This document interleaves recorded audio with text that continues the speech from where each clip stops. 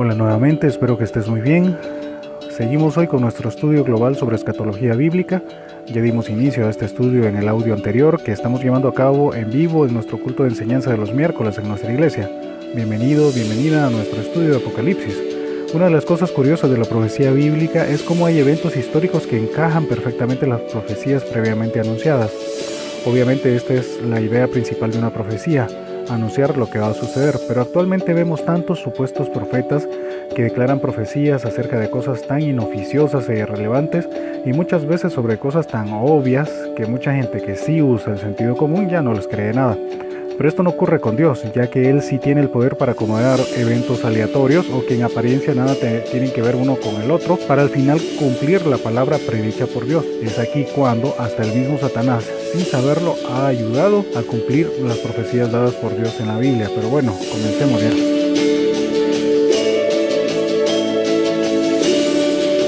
Bueno, buenas noches, hermanos, Dios les bendiga. Es para mí un privilegio no solamente estar aquí esta noche, sino también el hecho de poder enseñar un libro tan importante en la Biblia como lo es Apocalipsis.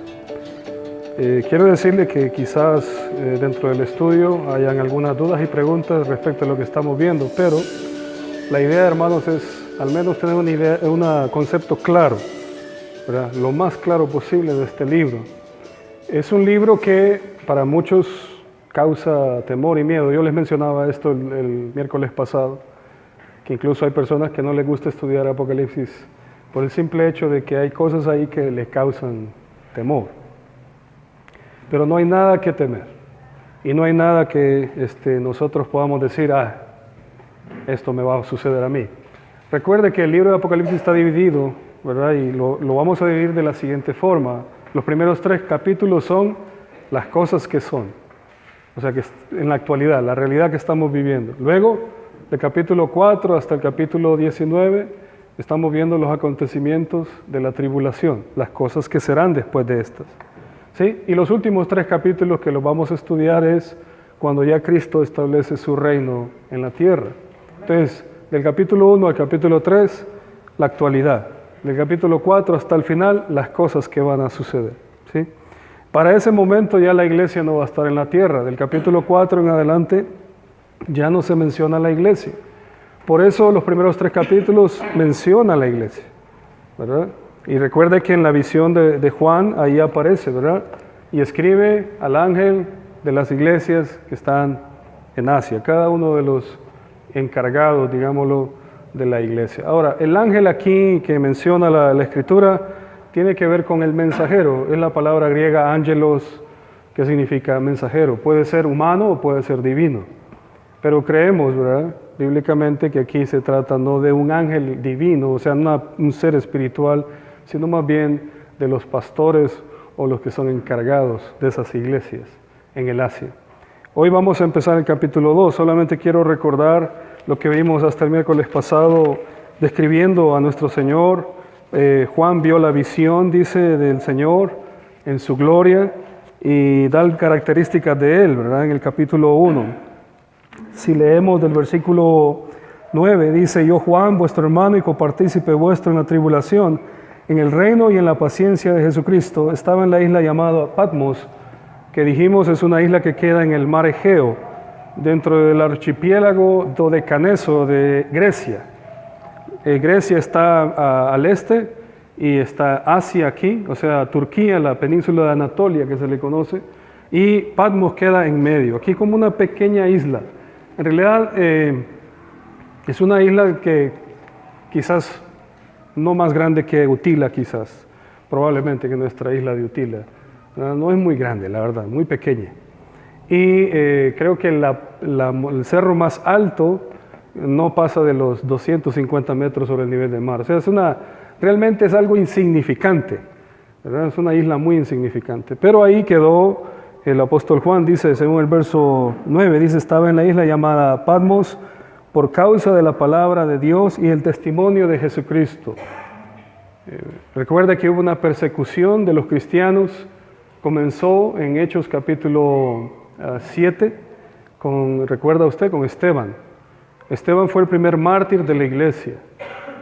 Luego le siguió una consecución de mártires, ¿verdad? Pero Esteban es el primero que muere de la iglesia como mártir, como perseguido. ¿Y recuerda quién estaba ese día que mataron a Esteban? Correcto, el apóstol Pablo. Ahí estaba, Saulo, ¿verdad? Así se llamaba, así el nombre correcto de él, Saulo de Tarso. Ahí estaba el día en que Esteban era muerto. De hecho, las ropas de los que mataban a Esteban fueron puestas a los pies de Saulo. Saulo, cuídanos esta ropa, por favor, por mientras matamos. Como cuando alguien dice, guardame esta chumpa, guardame esto. Ahí estaban ellos, ¿verdad? Y apedreando al pobre Esteban, que dio testimonio del Señor Jesucristo también. Entonces, hermanos, la persecución comienza y arrecia. Y Juan fue uno de los que también sufrió dicha persecución, ¿verdad? Probablemente se cree que Juan no duró mucho tiempo en Patmos, tal vez unos 10 años estuvo preso ahí, y luego él retorna al Asia, ahí en Anatolia, en Éfeso, donde se cree, según la tradición, ahí murió Juan, en Éfeso. Y se cree que él llevó consigo a María, la madre del Señor, porque recuerde que el Señor Jesucristo, estando en la cruz, le dijo a ella, ¿verdad? Madre, y ahí tu hijo, y ahí tu madre. Entonces el Señor le da la responsabilidad a Juan de cuidar a su mamá. Yo creo que recuerde que María probablemente ya había perdido a José, ya era viuda. Yo creo que eso se los había enseñado anteriormente a ustedes. El hecho de que quizás ya José había muerto y María quedó sola con sus hijos, ¿verdad? Viuda con sus hijos. Y la responsabilidad del cuidado de María no queda a cargo de los hijos de María, que recuerde que el Señor tuvo más hermanos y hermanas, sino que queda a cargo de Juan. Entonces se cree, es una tradición, y ojo que repito, ¿va? Tradición, no hay nada histórico, no hay un documento oficial que diga que así fue, pero según la tradición Juan se llevó a María a Asia, ahí murió. Y ahí, de hecho ahí en Éfeso, donde es Turquía, ahí hay una iglesia, hay un lugar donde dicen que ahí está la cueva de María, hay ciertas cosas ahí, monumentos, ¿verdad? También hay una iglesia de Juan ahí en ese lugar. Entonces, probablemente, como le digo, así fue, probablemente. Pero hay mucha peregrinación de turismo religioso ahí en Éfeso debido a eso. Bastante católico romano, incluso protestantes y de otras denominaciones van ahí a visitar ese lugar donde se cree que murieron ellos, ¿verdad? O estuvieron ellos. Bien, sigamos, versículo 9, dice entonces que Juan estuvo en la isla de Patmos por causa de la palabra de Dios y el testimonio del Señor Jesucristo. 10, yo estaba en el Espíritu en el día del Señor y oí detrás de mí una gran voz como de trompeta, ya hablamos de eso. ¿Qué hora es el día del Señor? El primer día de la semana, recuerde, su resurrección, un día domingo, según nuestro calendario. 11, que decía, yo soy el alfa y la omega. Ya hablamos de eso también. El primero y el último, la primera letra y la última del alfabeto griego. Escribe en un libro lo que ves y envíalo a las 7 iglesias que están en Asia. Y empieza el orden. Mire, el orden en la Biblia no hay que dejarlo pasar por alto. Si menciona Éfeso, es Éfeso la primera. Segundo, Esmirna, Pérgamo, Tiatira, Sardis, Filadelfia y termina con la Odisea. Eso se conoce como el correo postal en Asia Menor. Porque Éfeso queda aquí, digamos aquí en este punto, luego sube Esmirna, luego sube a Tiatira, luego empieza a bajar y forma un círculo, ¿verdad? Ahí en el Asia. No tengo un mapa aquí para enseñarles, pero les prometí traer, y tal vez para el próximo miércoles, ¿verdad? Van a ver ustedes en el mapa y van a ver fotos de las ciudades, cómo quedaron. En realidad ya no hay nada más de eso, ya esas son ruinas nada más. De todo esto que estamos leyendo, puras ruinas. Sí existe, ¿verdad? Todavía hay ¿cómo se llama? Todavía hay gente, todavía hay personas viviendo en esos lugares, pero como en sí las ciudades antiguas ya no existen, ya no están. Entonces, Éfeso, Esmirna, Pérgamo dice, tercera, Tiatira, Sardis, Filadelfia y la Odisea, que es la última que queda allá al oeste de Éfeso. Entonces forma como un círculo, ¿verdad? Una especie de círculo ahí. Ahora el verso 12 dice, y me volví para ver la voz que hablaba conmigo y vuelto vi 7 candeleros de oro, Cada uno de estos candeleros representa a una de estas iglesias.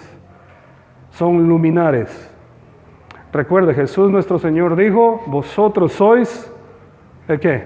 La luz del mundo. ¿Verdad? O sea, nosotros quedamos en lugar de Él. Cristo es la luz, Él es la luz, pero nosotros como su iglesia reflejamos su luz. Somos la luz de este mundo. Somos la sal de la tierra, dice la Biblia. Y la sal sirve para varias cosas. Ya hemos mencionado, preservar y también dar sabor, como también si pierde su salinidad, entonces sirve para incluso ser pisoteada y que la gente no se caiga, para que no resbale. Es increíble, hasta para eso sirve. Para enseñarle al mundo no hacer lo que hacen ellos. Porque cuando la sal, no sé si habían puesto ustedes a pensar, en el templo en Jerusalén, cuando caía la temporada de invierno, cuando había hielo, se formaba escarcha en las plataformas, en el piso. Entonces lo que hacían los levitas y los sacerdotes era que tomaban de la sal que ya no servía, o sea, la sal que ya no tenía nada, ninguna utilidad, y agarraban la sal y la empezaban a esparcir. ¿Verdad? Empezaban a esparcirla por todas las plataformas para que la gente no se resbalase. Entonces yo pensando, digo, ¿será así, Señor, que cuando un cristiano no sirve para nada, o sea, ya perdió su salinidad, al menos sirve para que otro no se resbale y que no haga lo que se hizo? ¿Entiende? Hasta para eso. Para no seguir los malos ejemplos. Parece mentira, pero hay una aplicación incluso para eso. Y obviamente, ¿verdad? La sal preserva. Usted sabe que antes no había refrigeradoras. Entonces, lo que se usaba era la sal. Se salaba la carne, cualquier cosa, y duraba mucho tiempo. Hasta el día de hoy sigue siendo una de las técnicas en Europa para curar jamones, por ejemplo, el jamón ibérico, que es uno de los jamones más caros del mundo, jamón de bellota ibérico. Son meses tras meses de curación. Y comerse un pedazo de jamón ibérico, yo nunca lo he comido, pero dicen que eso es una delicia, ¿verdad? Incluso los carniceros, cuando cortan un jamón de bellota, lo hacen con una precisión para que no desperdicie nada, ¿verdad? Y van cortando el pedacito, el slice, como dicen en inglés, ¿verdad? Slice tras slice, y ahí van poniéndoselo en la boca. Se deshace, dice que esa carne es una maravilla, ¿verdad? Hasta se los hizo agua a la boca ahorita. A los que no hemos cenado, yo no he cenado, entonces tengo hambre. Hermanos, el asunto es que todas estas ciudades que menciona aquí el libro de Apocalipsis, donde el Señor envía estos mensajes, cada una de estas iglesias era un luminar en ese lugar, un candelero, que más adelante Él lo explica, el mismo Señor se lo explica a Juan, porque cuando Él voltea a ver, dice, Él ve 7 candeleros, y en medio de ellos, dice el verso 13, a uno semejante al Hijo del Hombre, y ya sabemos quién tiene ese título en la Biblia, ¿verdad? Nuestro Señor Jesucristo tiene el título de Hijo del Hombre, por su humanidad, perfecto en humanidad. Es decir, Cristo es el ideal humano, por eso Hijo del Hombre. El ideal humano es Cristo. No es Trump, no es ninguno de estos líderes mundiales, es Cristo el ideal humano. Ser como Cristo debería ser el ideal de todo ser humano, ¿verdad? Ser como Cristo, no. A veces tenemos diferentes personas a quienes admiramos, ¿verdad? Por ejemplo, yo en mi juventud, en mi niñez, yo admiraba a personas de aquí de la iglesia y todavía las admiro. ¿Por qué? Porque fueron como un ejemplo, ¿verdad? Desde que yo era niño. Y yo decía, algún día yo voy a ser así. O algún día yo quisiera imitar a esta persona. ¿Entiende? Ideales. Pero en realidad, hermanos, el ideal humano, el ideal es Cristo como Hijo del Hombre, el perfecto. Perfecto hombre, ¿verdad? Como también perfecto Dios. Dice el versículo 13, vestido de una ropa que llegaba hasta los pies, o sea, sus vestiduras son sacerdotales. No dejaba ver nada. Hermanos, incluso el Señor tenía tanto cuidado del pudor y la modestia de los sacerdotes, hombres, no solo estoy hablando de hombres, ¿verdad? Que incluso cuando dice que ellos debían subir por gradas, sus calzones no se debían ver. Sus calzones eran desde aquí de los hombros hasta allá abajo. No sé si, creo que en la época, en los años, principios del siglo del pasado, del 20, todavía se usaban ese tipo de calzones. Las mujeres se vestían y así eran los calzones en realidad, desde acá arriba hasta, creo que hasta las rodillas llegaban. Y cuando iban a la playa era chistoso, porque en realidad las mujeres se desvestían, pero en realidad parecía que no lo hacían, porque sus calzones eran largos y bombachos, ¿verdad? En realidad así iban a la playa las mujeres y se ponían sus gorros para no mojarse el cabello, pero hoy día no, es totalmente lo contrario, ¿verdad? Y los hombres era igual, era chistoso ver a los hombres con sus calzones. En esa época los calzones eran de aquí, de la parte del abdomen hasta la rodilla. Generalmente los hombres así vestían sus calzones. Hoy día no, ¿verdad? Pero mis hermanos, el sumo sacerdote no dejaba ver nada. Y el Señor Jesucristo está vestido con vestiduras santas sacerdotales que le llegan, dice, hasta los pies.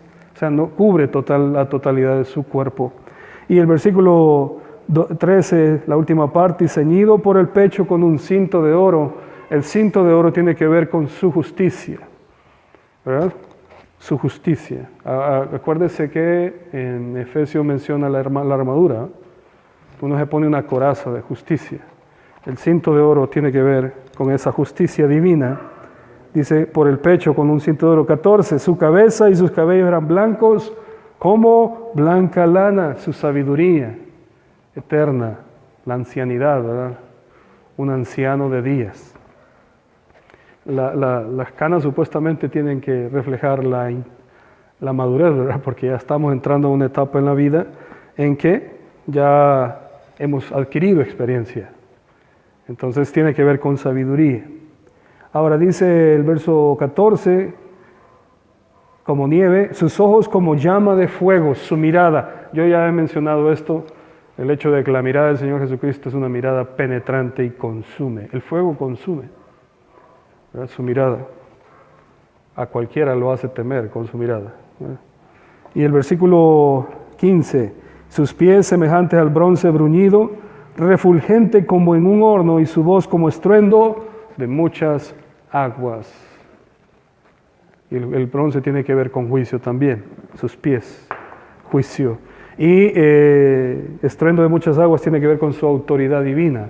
Cuando una persona tiene autoridad, le habla a usted con seguridad, ¿verdad? Eso lo aprende la gente y nota cuando una persona te está dando una orden, ¿verdad? Es que te estoy dando una orden, no te estoy preguntando, te estoy dando una orden. Así le dicen, ¿verdad? Así es, exacto. Es lo que yo iba a mencionar, el ejército. En el ejército, mire, el capitán se puede equivocar, el teniente se puede equivocar, pero el soldado solo tiene que seguir órdenes. Pero mi capitán, nada. Orden es orden, ¿verdad, hermano? Usted que fue soldado, orden es orden. Y como le digo, puede estar equivocado el comandante, pero el soldado solo recibe órdenes.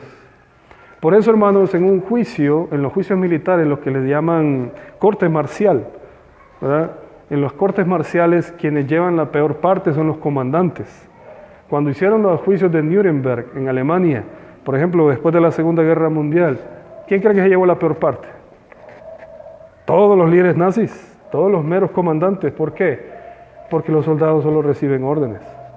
Este mató a aquel, aquellos hicieron un desastre en aquella ciudad, pero ¿quién dio la orden? Fulano, bueno, tráigame ese fulano. O sea, no es que no son criminales, pero recuerde que quien tiene la responsabilidad es el que dio la orden. Entonces va en ese sentido, ¿verdad? El juicio. Creo que fue a Goebbels. No, creo que fue más bien ¿cómo se llamaba el hermano Juan? Usted que sabe mucho de historia. ¿Cómo es que se llamaba el jefe de la Luftwaffe? Ya se me olvida el nombre de estos. De la Luftwaffe, sí, de la Fuerza Aérea Alemana. Era el as de la Primera Guerra Mundial, que fue no sé cuántos aviones derribó en la Primera Guerra Mundial. Bueno, ahí me voy a acordar. La cosa es que a ese hombre lo enjuiciaron. Bueno, enjuiciaron a todos, una gran cantidad de gente. Pero mis hermanos, hubo uno de ellos, creo que fue él, por eso es que necesito saber, que se suicidó. no aguantó. Le dieron una pastilla en el juicio, creo que estaba en la cárcel y la mordió una pastilla de cianuro. La mordió y eso es fatal, ¿verdad? Usted ve que lo muerde, el veneno entra y en minutos usted está muerto. Se suicidó, no aguantó el juicio. Saddam Hussein, ¿se acuerdan? Saddam Hussein, que lo encontraron en un hoyo, supuestamente. Yo como y disculpen, ¿verdad? Yo sé que está grabando el hermano aquí, pero yo hay muchas cosas que no las creo, ¿verdad? Pero Saddam Hussein dicen que lo encontraron en un hoyo y lo ahorcaron, pero mandan unos videos ahí un poco no muy claros de la muerte, del enjuiciamiento de Saddam Hussein. Líderes, ¿verdad? Responsables de catástrofes, genocidios, pueblos enteros fueron arrasados por esta gente. Entonces sí hay responsabilidad en cuanto a lo que mencionábamos, ¿verdad? Los juicios.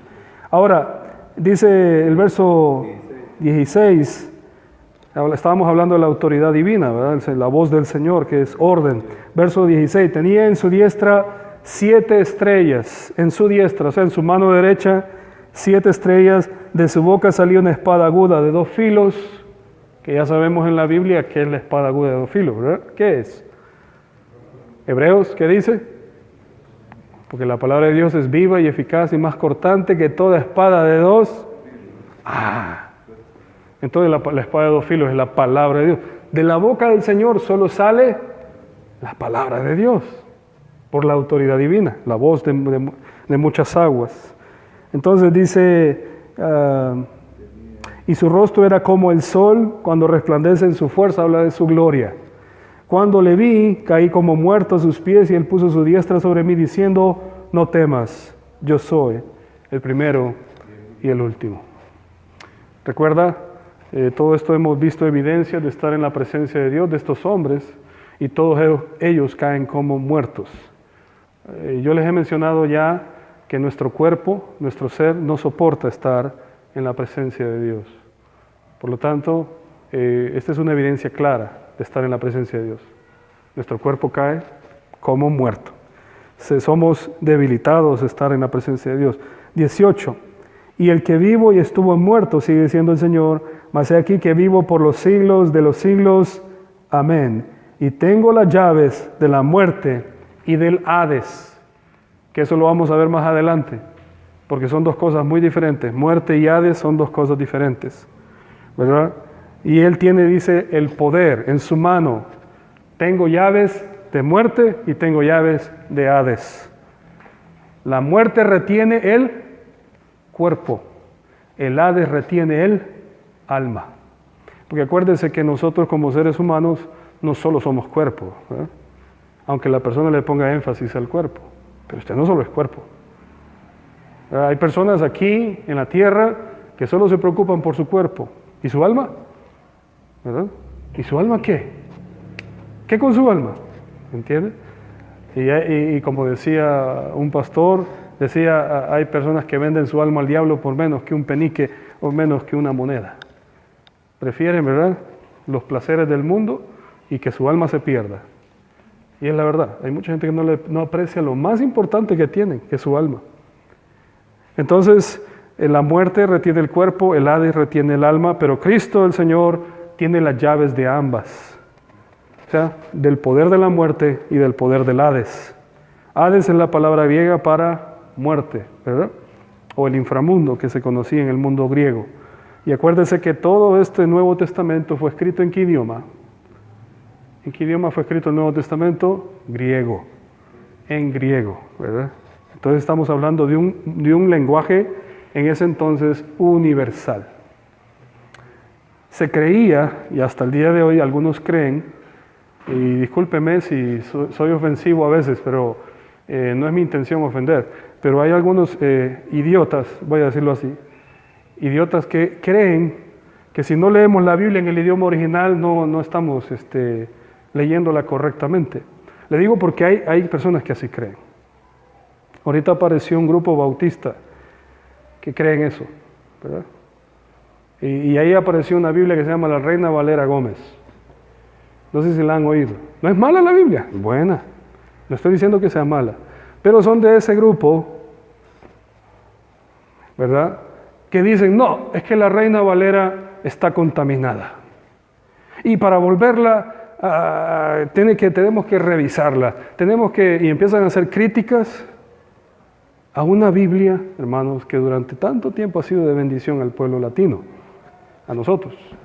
¿Qué de malo tiene la Reina Valera? Es que los revisores cometieron errores aquí. Sí, es cierto.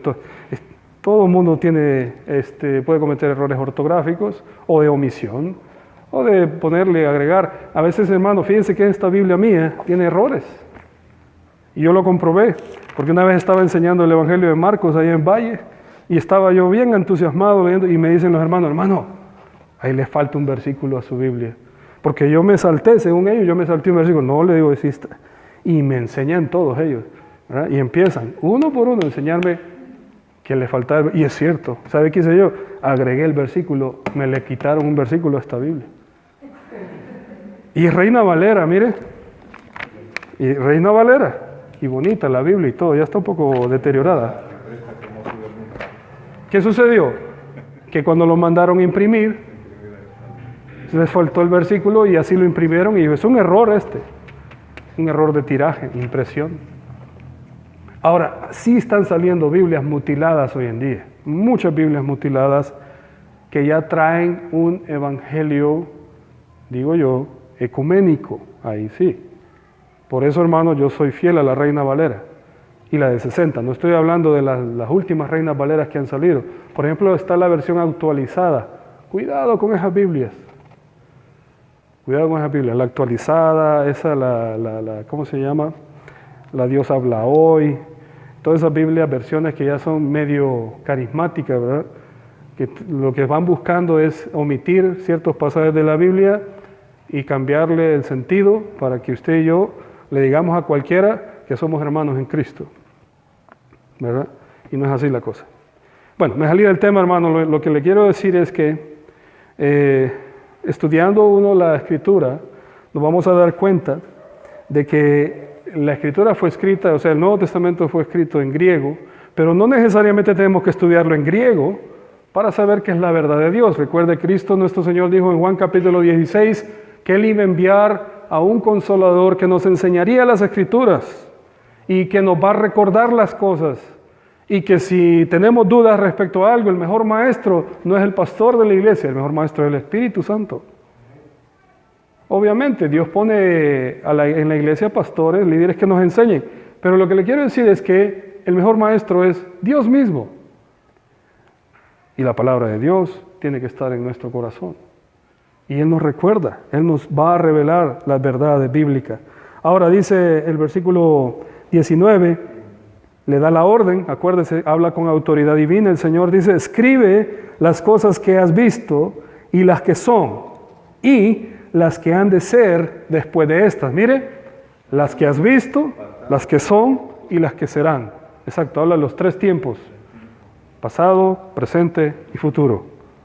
Qué interesante, porque de eso trata este libro de Apocalipsis, de las cosas pasadas, las que son y las que serán, ¿verdad? Versículo 20, y ahí es donde nos quedamos, dice, el misterio de las 7 estrellas, le explica el Señor, que has visto en mi diestra, y de los 7 candeleros de oro. Las 7 estrellas son los ángeles de las 7 iglesias, que puede ser humano o divino. Aquí nosotros consideramos, por el contexto, y ya lo vamos a ir viendo, que tiene que ver con seres humanos, ángeles, o sea, mensajeros, porque la palabra ángelos en griego es lo mismo, mensajero.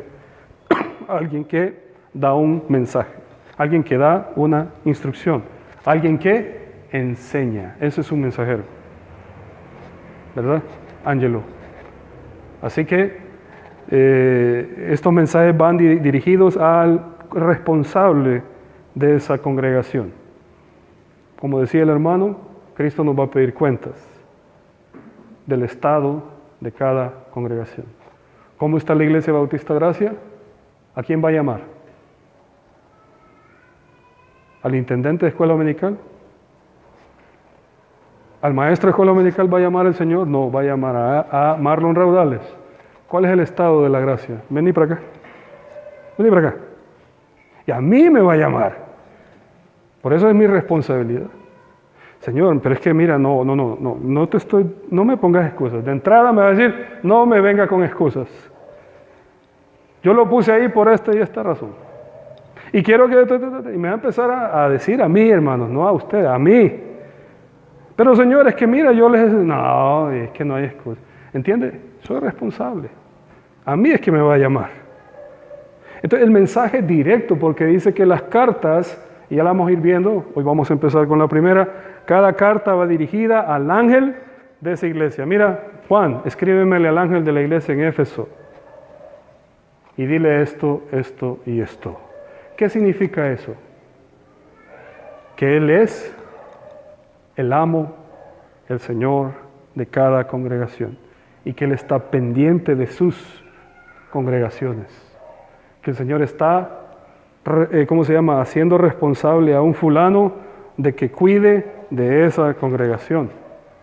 De eso se trata, hermanos. Este es un asunto de negocios.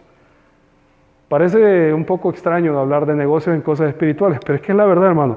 Cuando el Señor Jesucristo estaba en el templo con los sabios de aquel entonces, su padre y su madre lo buscaban con toda desesperación y angustia, como cualquier padre cuando pierde un hijo. Yo perdí a esta cipota cuando andábamos en el súper un día, andábamos en la colonia de ahí de las Torres, y esta ave se me perdió. Eloísa andaba como loca por los pasillos buscándola, se la llevaron. Se la llevaron, se la robaron. Yo creo que una persona te llevó, algo así fue, ¿verdad? Bueno, Eloísa se sabe bien la historia porque yo me di cuenta hasta después. Uno de hombres un poco más, más despistado, pero la mamá está atenta y se nos perdió. De hecho, fíjense que hasta compramos un aparato para la siguiente vez. En Urla venden unos radios.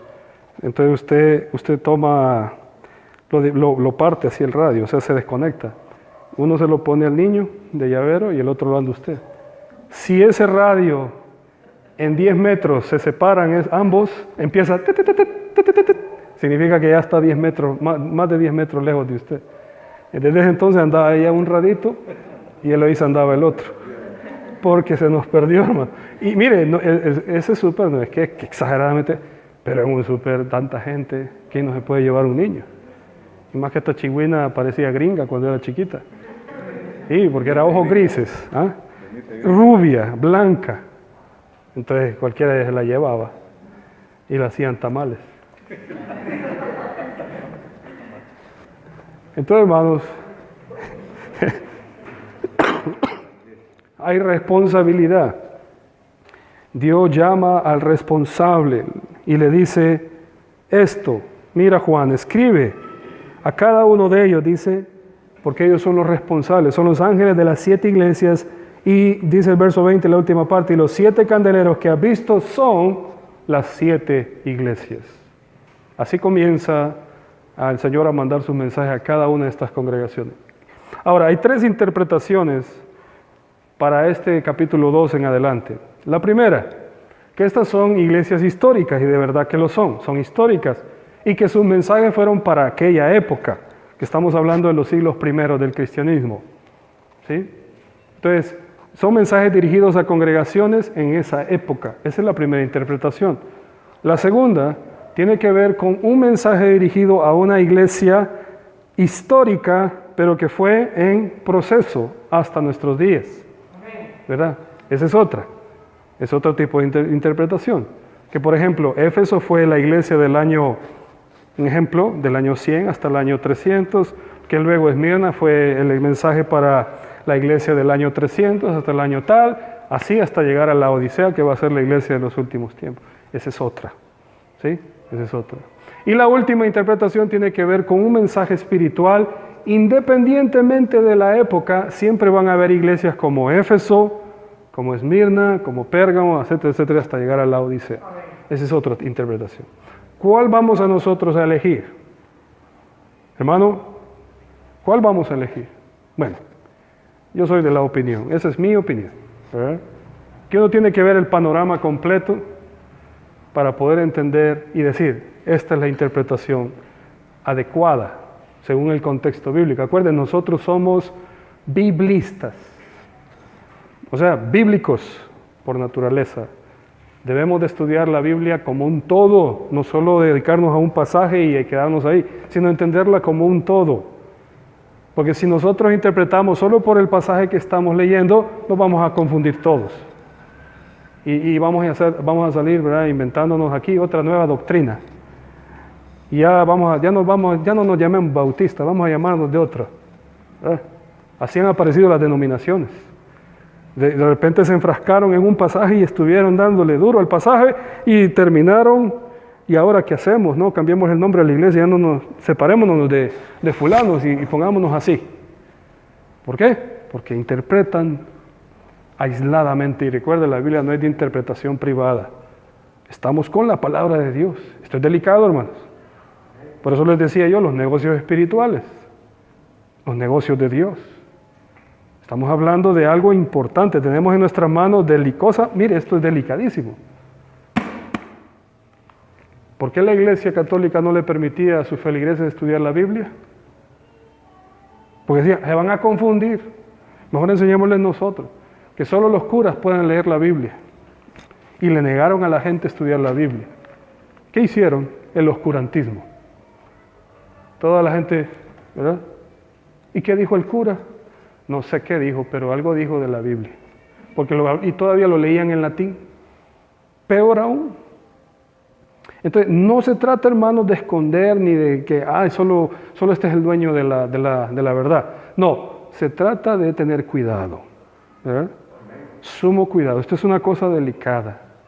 Tampoco es que, ¿verdad?, tan delicada que no lo vamos a intentar, no, sino que hay que leer con cuidado.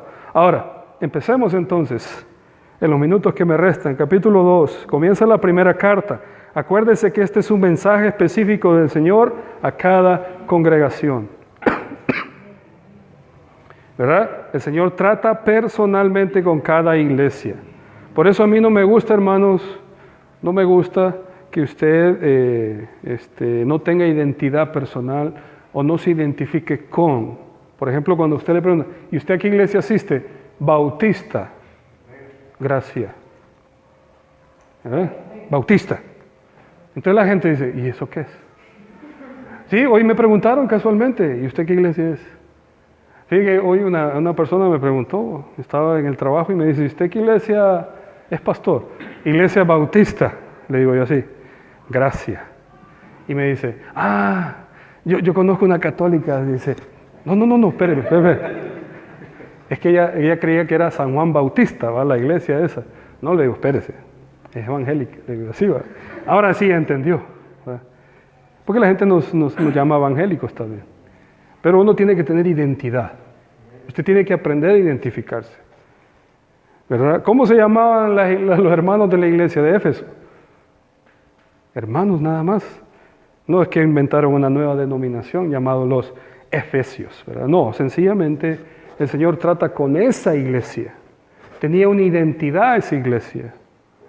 Hermano, ¿por qué nosotros no imitamos a las demás congregaciones? Una vez una cipota de esta iglesia, no voy a decir su nombre, porque aquí se sigue congregando, y por respeto a ella, no voy a decirlo, pero ella me dijo, hermano, ¿y por qué no danzamos como las demás iglesias? Entonces yo le dije, porque tenemos identidad. Porque ya, si esos locos quieren bailar, que bailen, pero aquí no vamos a hacer eso. ¿Entiende? Si quieren poner una ropa especial para hacer un montón de cosas ahí, que lo hagan, sí. Dios va a tratar con ellos, pero aquí tenemos identidad. No porque aquellos digan que vamos a hacerlo, o vamos a hacer. No. Hay que revisar todo.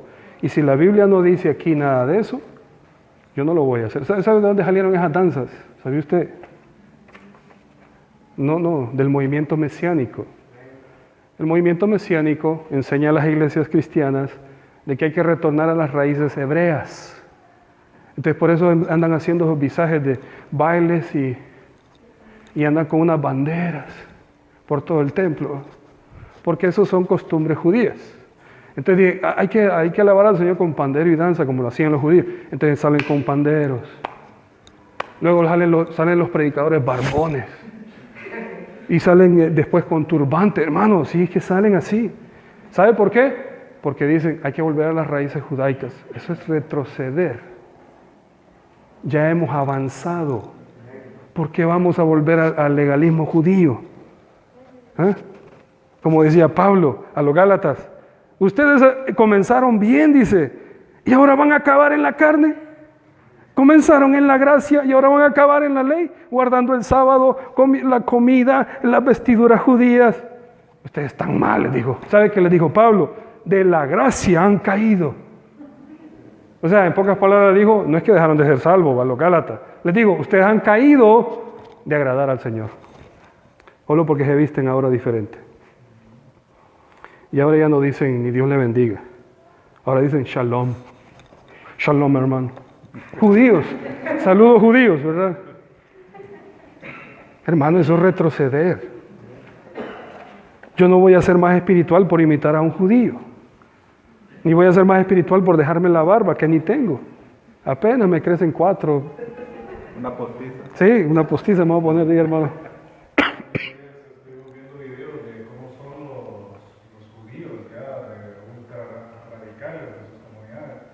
Y ahí te digo que al ver ellos videos de gente aquí haciendo sus ritos y todo, se me morir de la risa, qué payaso, porque son racistas, no sé cómo definirlo, Sí. son de ultra. Así es.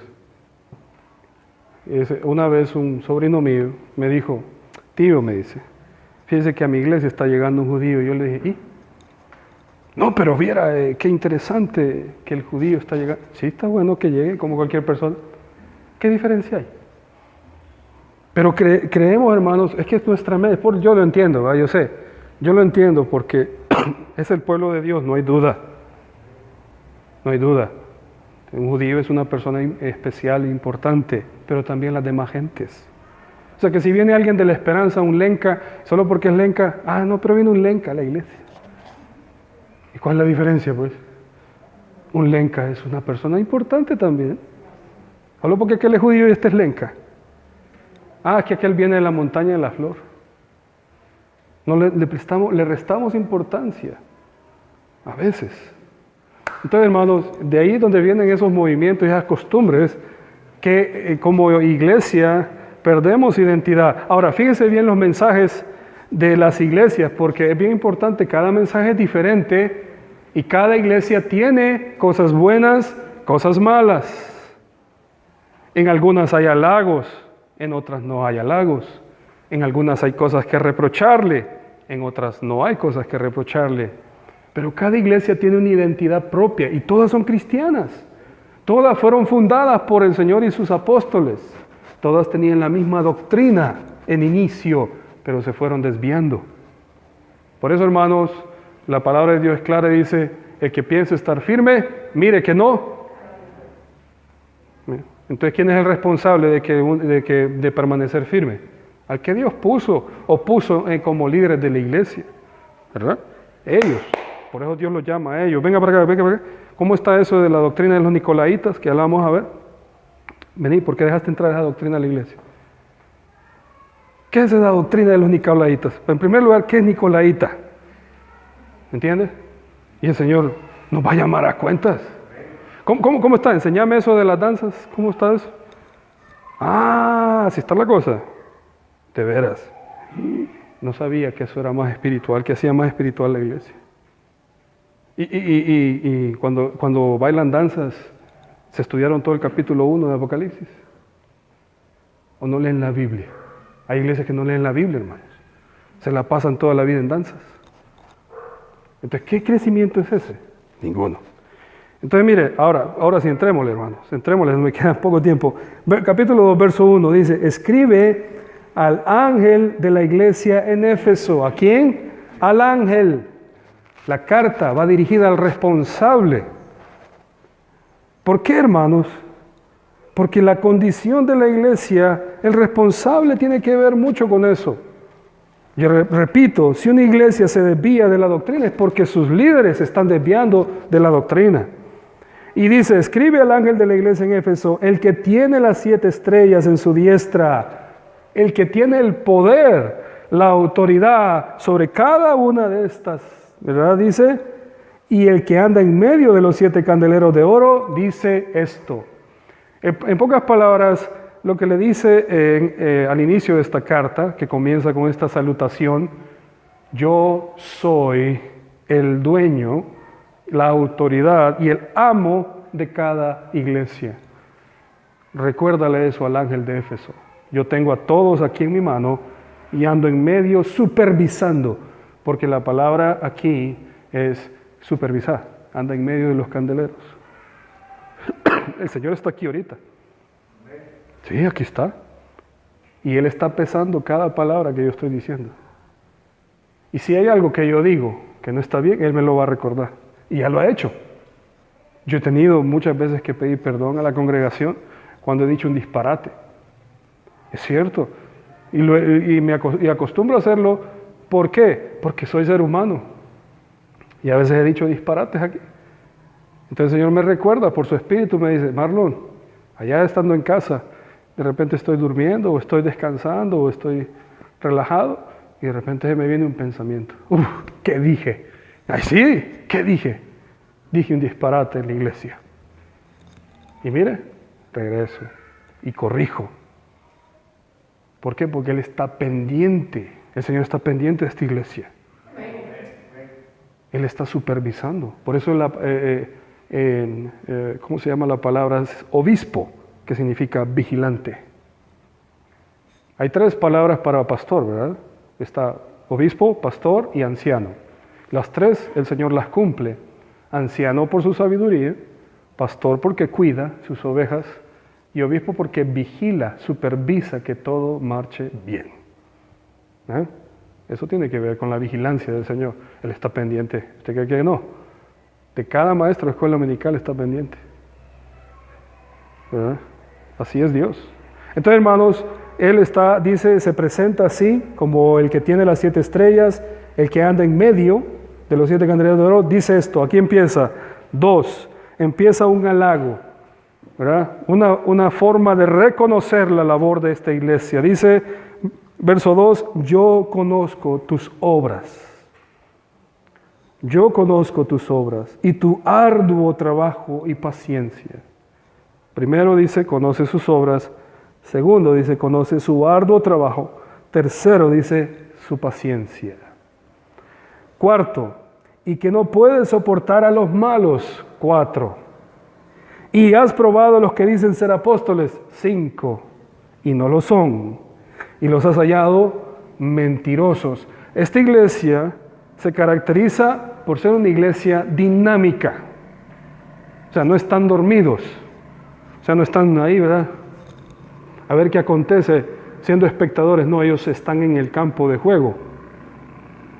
¿Verdad? Es fácil criticar hoy hoy día en Barcelona porque no clasificó, ¿verdad? Todo el mundo echándole tierra al pobre Barcelona. Y saben que casi dejan al Real Madrid hoy también, ¿verdad? Casi lo dejan en la loma también. Pero yo no sé, dije que le dieron un penal, ahí les regalaron, pobrecito. Cristiano Ronaldo se la tenía de un show en todo el partido, ¿verdad? Yo no soy ni barcelonista ni madridista, porque hermanos, eso es meterse a problemas. Ya divido a la iglesia ahorita. Si me vuelvo de un equipo, divido a la iglesia. Entonces, no, prefiero ser lejos de eso. Prefiero ser ayote en miel, ¿verdad? Como le dice Mel Gibson a 2 indios que aparecen ahí en los memes, ¿verdad? Vos ayote en miel, le dice, y vos cacahuate no sé qué. ¿Verdad? Vos naciste en Honduras, le dice, no sos español para andar peleando por esos equipos. Entonces yo prefiero ser ayote en miel. Hermanos, el asunto aquí, perdón, es que el Señor halaga a esta iglesia, porque es una iglesia dinámica, está trabajando, no detiene su labor. Yo considero que nosotros tenemos esa característica, quizás no a un 100, pero sí un buen porcentaje de Éfeso, se parece mucho a nosotros. A pesar de las dificultades y todo, no paramos, no nos detenemos, seguimos, ¿verdad? Con dificultades, pero lo hacemos. Pero aquí hay otro detalle, verso 3 dice, y has sufrido. Es una iglesia sufrida, ha pasado muchas tribulaciones, podríamos decir que la gracia también, ¿verdad? Esta iglesia ha pasado por muchas cosas penosas. Versículo 3 dice, y has tenido paciencia. Vuelve a recalcar la paciencia que ya mencionó en el versículo 2, dice, y has trabajado, vuelve a repetir, has trabajado arduamente por amor de mi nombre y no has desmayado, o sea, no te has detenido, iglesia de Éfeso. Bien hecho. Bien hecho. Y así comienza el Señor a hablarle a esta iglesia. Y quien está leyendo esta carta, ¿verdad? El pastor, el líder, el ángel de la iglesia en Éfeso, este Señor está alabando todas estas cosas, características importantes. Y aquí piensa el reproche. El versículo 4 dice, pero tengo contra ti. ¿Quién tiene autoridad para decirnos lo que nos merecemos? Hermano, el Señor tiene autoridad, Él es el dueño. Dice, pero tengo contra ti. Oiga, está hablándole a ellos específicamente. Un momentito, Mirna, ya te voy a llevar tu turno. No te metas ahorita. Teatira, quédate ahí, por favor. La Odisea, espérate, ya te va tu turno. Es el último, pero espérate. Ahorita estoy con Éfeso. Mire, es lo que le digo, el trato personal del Señor con esta iglesia. Le dice, tengo contra ti, no contra todos, es con ellos. Contra ti, Éfeso. Le dice el verso 4, dice que has dejado tu primer amor. Pero ¿cómo está esto? Explíqueme por favor, porque el verso 3 dice que por amor de su nombre no ha dejado de trabajar. Una cosa es amor de su nombre y otra cosa es dejar el primer amor. Lo que sucede aquí, hermanos, es que esta iglesia perdió el entusiasmo, el primer entusiasmo. Es como cuando usted recibió a Cristo. Todo era gozo, ¿verdad? Venir a la iglesia era, si usted quiere estar aquí 24 horas cuando recibe a Cristo, cuando usted recibe nacido en el Señor, usted quiere estar todos los cultos, quiere ir a todas las clases. Si le permiten entrar al instituto, se mete al instituto porque está con entusiasmo de primer amor. Ha conocido a Cristo, acaba de experimentar un amor inexplicable, un amor grande, enorme. Nunca antes había sentido algo en su corazón como ahora, un fuego que arde en su interior. Y ahí quiere, y vamos, hermano, fíjense que vamos a desmantelar el techo de la iglesia. Y ahí está. El del primer amor es el primero que está ahí. Hermano, fíjense que necesita tal cosa. Yo voy, hermano. Ahí está. Hermano, tal cosa. Y ahí anda, miren, el primer amor así es. Aquel entusiasmo. ¿Sabe qué sucedió con esta iglesia? Perdió ese entusiasmo. Perdió ese primer amor y todo lo estaban haciendo ritual, mecánicamente. ¿Ve? Hay que abrir la iglesia. Ay, sí. Espérate. ¿A qué hora es el culto? A las 5. Ahí llego 10 para las 5, pues. Yeah. Ay, no ha venido nadie. Qué barbaridad. Yo viniendo 10 minutos temprano. ¿Entiendes? Qué barbaridad. Bueno, vamos a ver. ¿Y ahora qué sigue? No, hay que poner ahí. Buscate los himnos vos. Ponelos del domingo pasado y de todos modos. ¿Ah? ¿Entiende? Ya lo hacemos ritual. Ya lo volvemos todo tan ritualista, como ya es costumbre, ¿verdad? No es que en la iglesia después de tal cosa hacemos tal cosa. Ya nadie canta especiales. ¿Te acordás de aquel hermano cómo cantaba especiales cuando conoció a Cristo? Solo pasaba al frente y decía, y mira, la voz un poco chueca, pero el hermano solo cantando especiales. Aquí había un hermano que se echaba unas poesías. Yo me acuerdo, ¿se acuerda usted de Josué? Yo creo que la mayoría lo conoce, Ricardo, el fotógrafo. Bueno, el eje de todo. Ricardo, mire, yo me acuerdo, yo estaba niño y Ricardo aquí, hermanos, ya se paraba al frente. Con aquella inspiración, ¿va? Hoy vamos a declamar al Señor. Y empezaba con unas poesías que él mismo creo que las inventaba. Y pasaba cada rato a dar poesía. Yo me acuerdo de eso, de Ricardo. ¿Ah?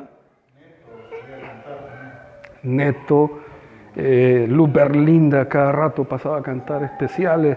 Liber. Uy, una vez Liber se echó un especial con Rigo Matute, que me dejó a mí asombrado. Y yo dije, ¿por qué no graban? ¿Por qué no se graban un disco? Y nos queda así de recuerdo. Pero no, ¿eh? Liber tiene una voz impresionante. Liber no ocupa ni micrófono ni nada, hermanos. Pero ¿qué es lo que pasa? Perdemos ese entusiasmo del primer amor y caemos en el ritual, caemos en la religiosidad, en la costumbre, en lo habitual, ay, sí, hay que hacerlo porque ni modo, ¿va? Ahora toca elegir al fulano, dice, ¿para qué sirven tal? No, hermanos. Entonces, eso es lo que sucedió con Éfeso, y se me fue el tiempo, pero leamos, dice el verso 4, el reproche del Señor, dice, pero tengo contra ti que has dejado tu primer amor. Me gustan tus obras, le está diciendo el Señor, me encanta cómo trabajas, tu paciencia y todo lo que haces, pero ¿sabes qué? Extraño tu primer amor, extraño ese entusiasmo. Lo mismo le diría la esposa al marido, ¿eh? Mi amor, te admiro cómo trabajas y te desvelas por mí, admiro cómo te gastas la vida para darnos de comer, cómo haces esto y cómo haces lo otro, pero hace tiempo que no me decís, te amo, ¿entiendes? La mujer extraña a su marido. Ay, pero yo te muestro mi amor trabajando, yo te muestro mi amor comprándote ropa, sí, todo eso es importante y me encanta y todo eso, pero extraño tu romanticismo cuando me traías chocolates, cuando me traías flores. ¿No le ha reclamado a usted, hombre de casa, su esposa? Ese entusiasmo, ¿eh? ¿No le ha reclamado todavía? A mí me lo han reprochado. Dicen que a las mujeres jamás van a estar contentas, ¿verdad? Jamás. Jamás van a quedar bien con uno, pero fíjense que no dejan de tener razón. Y yo me he puesto a meditar. ¿Qué más importante? ¿Un par de zapatos? ¿Un vestido? ¿O un día que usted tome a su esposa por la cintura y le diga, vamos a caminar? Y aunque no la lleve a comer a un restaurante, pongo un pastelito de perro aquí en la esquina, una baleada. Mire, para ella no es tanto el... Sí, yo he llegado a comprender un poco a las mujeres en cierto sentido, porque ellas no es tanto el detallazo, o sea, no es tanto la impresión, sino el hecho de que usted le dedique el tiempo, que eso es lo más valioso para ellas. Para la mujer lo más valioso es que usted le dedique de usted, o sea, que sea usted pues original. Como le digo, no es tanto que la lleve a la hacienda a comer, ya no existe ese restaurante, pero no el detalle, el punto es que usted le dedique.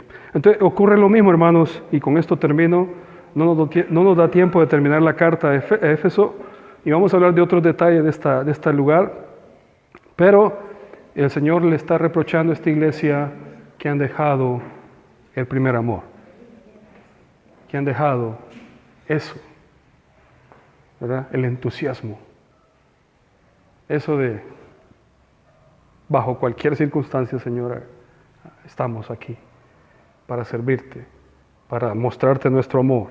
Entonces, hermanos, vamos a terminar con esta carta, si Dios lo permite, el próximo miércoles.